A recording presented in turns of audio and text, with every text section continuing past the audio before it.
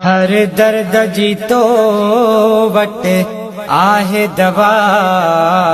तोखे न चवां ॿियो कंहिंखे चवां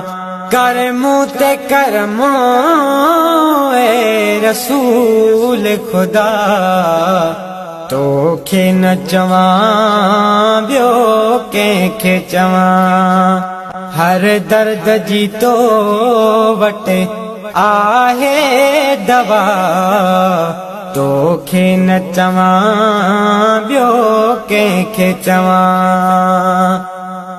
मुंहिंजो न कहिड़ो आहे अमल जेको माणे मदनी मिठड़ा मुल मुंहिंजो न कहिड़ो आहे अमल